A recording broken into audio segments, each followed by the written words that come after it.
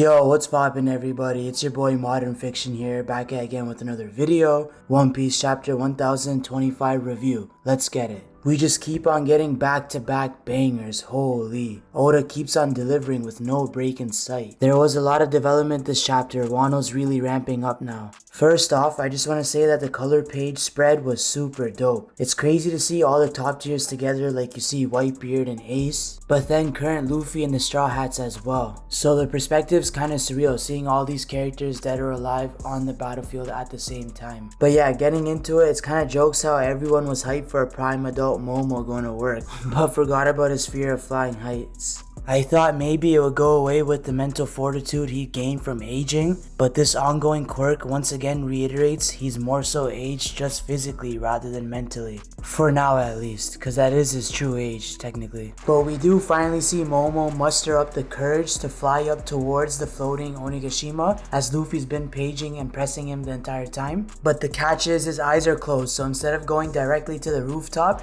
they fly through the entire castle. Oda himself of course did this for a reason narratively, as it presented the chance to allow for everyone in the war on both sides of the alliances to see another dragon. And of course everyone's in shock or in a state of confuso. Only a select few who have seen Momo in his dragon form before could maybe infer that that's him, but even then they'd be tripping because of his size now. Whereas some of the Beast Pirates fodder and even Big Mom thought that that was Kaido for a second, even though they all realized after, as even Queen notes, what the hell, another dragon. The most obvious indicator or difference between the two probably just being their color, because Momo is pink obviously. Zoro's the only one that reacted to Luffy himself being back up and not Momo in dragon form, and I think that's going to be relevant for later, but I'm going to dive into what I think is going to happen in the future of this act and therefore arc in another video soon. It's also nice to see Law and Kid holding their own against Big Mom while all this has been happening. But moving on to the next part of the chapter, the rooftop, where the ace of the crew, Yamato, has been holding off Yonko Kaido 1v1 for all this time. Yeah, of course she didn't do any significant damage to Kaido, but she still deserves respect, as even Luffy noted she held it down on the rooftop while the supernova were away. As we keep getting more exposition on Yamato, not just in real time but also in a flashback with her backstory, Oda further conveys not just her mental fortitude with the definitive reveal that she has Conqueror's Haki, and her showcasing of willpower and resiliency fighting for the Kozuki cause. Because even Kaido notes this is serious, this isn't a parent-child squabble, you're actually fighting on behalf of my enemy Kozuki Oden. Yamato's also showing her prowess physically with a mythical zone fruit and a moveset like Kaido's. I'm gonna go deeper on a separate video for her, but in my opinion, the community should view her as the ace of the Beast Pirates, slightly above King, Queen, and Jack in position or rank. And this ties in with the card theme that was set with the suits for Don Flamingo's executives and then the actual numbers for Kaido's crew, along with the fact that she actually had a meaningful connection with Ace himself, you know? But yeah, we finally see Luffy and Yamato get a combo hit on Kaido as a duo, and in my opinion, I've been saying the next stage of this fight will be Luffy, Yamato, and Momo 3v1ing Kaido as a version of the Momotaro Tale theory, as Kaido's not fazed by seeing another dragon, and Momo, although he's shook, he's finally mustering up some courage, telling Kaido that he is Kozuki Momonosuke, the man who will be the shogun of Wano, but this time he has a decent degree of power to back it up, as even Luffy noted to Momo's flight speed, as even we the readers saw he got to the top of the rooftop in no time. I don't think that 3v1 will last for long though, because I still think Luffy has to defeat Kaido definitively in a one-on-one and then ZKK over the flower capital so all the civilians can see the descendant of Shimotsuki Ryuma going to work, but I'm going to save that for a next video as I said already. The last thing I want to talk about is the info dump we got regarding Kaido and Yamato's lineage, calling her an offspring of an Oni, therefore implying that Kaido is an Oni himself. And Oni has bare synonyms like demon, but we also know there's an Oni tribe in One Piece already, the ancient giants, like Oars and Oars Jr., so Kaido could be of their ilk, of course stronger. But this ties into the theory that Onigashima's skull was originally the skull of the king of the ancient giants during the Void Century.